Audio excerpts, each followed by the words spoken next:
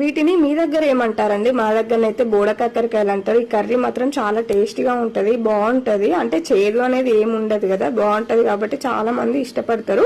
వీటి ప్రాసెస్ నా స్టైల్లో సింపుల్ గా చూపిస్తాను చూడండి. ఇదైతే సన్నం కట్ చేసి పెట్టేసుకోవాలి. మీకు పొడుగు అయితే పొడుగు, ఇట్లా చిన్నగా అయితే చిన్నగా కడిగేసి పెట్టేసుకున్నాక ఒక కడాయి తీసేసుకొని అయితే ఒక 3 టేబుల్ స్పూన్స్ ఆయిల్ వేసుకోండి.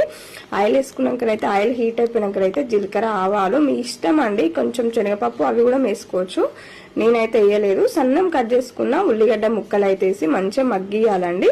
మరి రోస్ట్ అయితే కావద్దు, కొంచెం పచ్చి పచ్చిగానే ఉండాలి. ఎందుకంటే నేనైతే ఇది ఫ్రై లాగా చేస్తున్నానండి, కొంచెం కర్రీ లాగా చేయట్లేదు, కొంచెం పొడి పొడిగా ఉండే ఫ్రై లాగానే చేస్తున్నాను. ఎందుకంటే నేను సాంబార్ చేస్తున్నానండి, సాంబార్ కోసము నంచుకోవడానికి అయితే చేస్తున్నాను. ఉల్లిగడ్డలు అయితే కొంచెం మగ్గినాకనైతే మనకు సరిపడా ఒక 1/2 స్పూన్ అయితే పసుపు వేసుకోండి.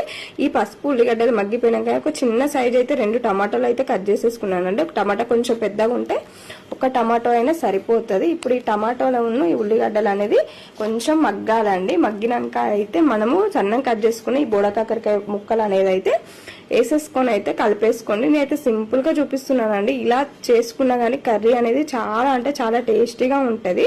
ఇప్పుడైతే ఇది మొత్తము కలిపేసుకొని అయితే ఒక 2 మినిట్స్ అట్లా మూత పెట్టేసుకొని మధ్య మధ్యలో అయితే కలిపేసుకోవాలండి. ఎందుకంటే మనము ఇది కూడా మా ఆయిల్లోనే ఫ్రై చేసేసుకున్నాం కాబట్టి కొంచెము అడగంటే ఛాన్స్ ఉంటదండి. ఇలాంటి